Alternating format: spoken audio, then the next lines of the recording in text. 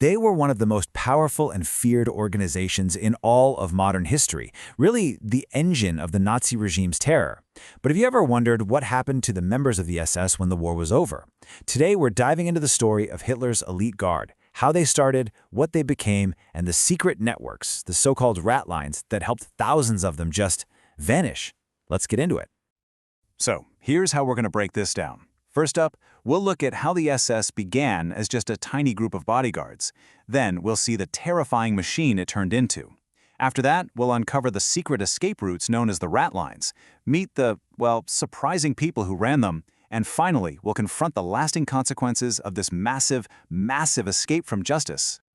All right, so how does an organization that would eventually run the Holocaust even get started?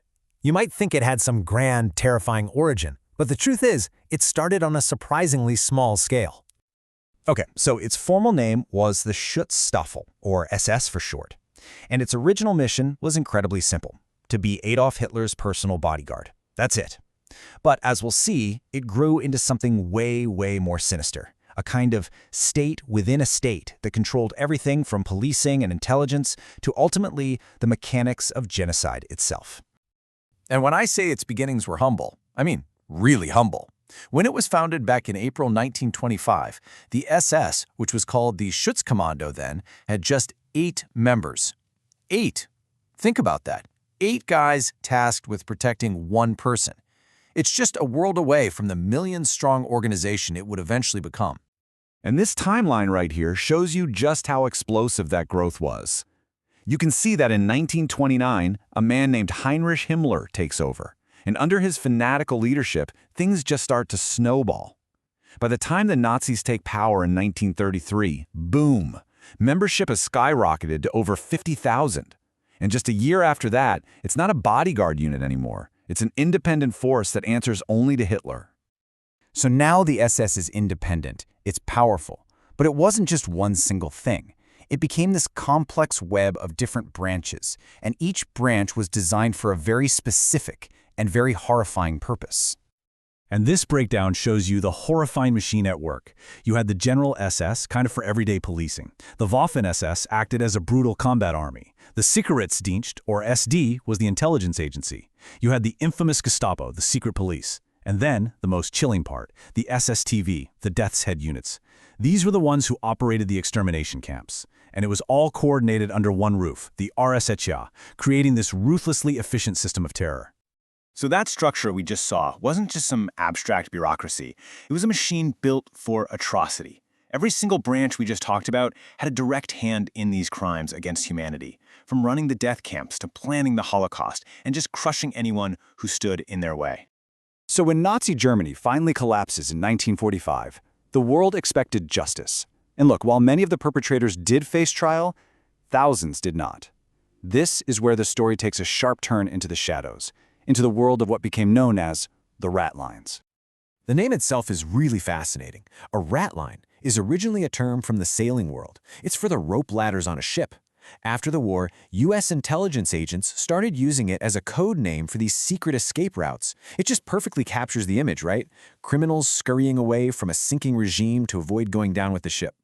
And this really shows you the two completely different stories that were unfolding at the exact same time. Out in the open, you had the famous Nuremberg trials, this huge public effort to hold Nazi leaders accountable. But in the shadows, the ratlines were working toward the exact opposite goal, helping those very criminals just disappear. So while Nuremberg was a victory for justice, the ratlines represented a really profound and disturbing failure of it. So who was pulling the strings on these escape routes? It wasn't just former SS guys helping each other out.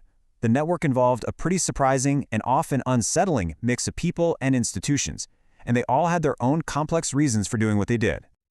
A really key figure was Bishop Alois Hudal, who was based in Rome.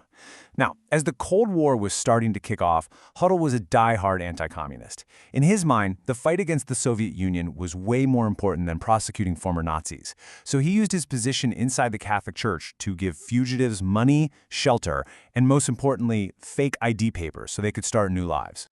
Another major operator was Father Krunoslav Draganovich, also in Rome. He ran this incredibly sophisticated operation, at first for Croatian fascists. But his network soon started serving high-ranking Nazis too. And this is where the story gets even more complicated. U.S. intelligence knew all about his network. And in the new reality of the Cold War, they sometimes even used it themselves to move their own spies and assets around. These escape routes even had support from the very highest levels of government. President Juan Perón of Argentina was a huge facilitator. He didn't just look the other way, he actively ordered his government to create these escape routes. He basically made Argentina a state-sponsored safe haven for thousands of fugitives. So let's say you're a fugitive. This was pretty much the playbook for a new life. First, you disappear into the absolute chaos of post-war Germany or Austria. From there, you'd make your way overland to a hub city like Rome. There, people like Hudal would get you your forged papers, and finally, from a port like Genoa, you'd hop on a ship and sail to freedom in South America. More often than not, to Argentina. So all of this effort, the secret networks, the fake papers, the support from governments, it all had a very clear and devastating result. The success of the Ratlines meant that some of the world's most notorious war criminals lived freely for decades after the war. And that created this profound legacy of injustice. And this table here shows just a few of the infamous names. You've got Adolf Eichmann, a key architect of the Holocaust. He was eventually captured by Israeli agents in Argentina and finally brought to justice. But then you have others, like Josef Mengele, the sadistic angel of death at Auschwitz. He completely escaped. He died of old age in Brazil. Klaus Barbie, the butcher of Lyon, hid for decades before he was finally caught. The thing is, for every criminal who eventually faced a courtroom, many others just got away. When it's all said and done, the story of the Ratlines is a really disturbing reminder that justice is never ever guaranteed. It shows how the chaos of war, political ideologies like anti-communism, and the cold, hard calculations of superpowers could create a system where the perpetrators of unimaginable crimes were just allowed to walk away. And it leaves us with this profound and difficult question: what is the true price of compromised justice?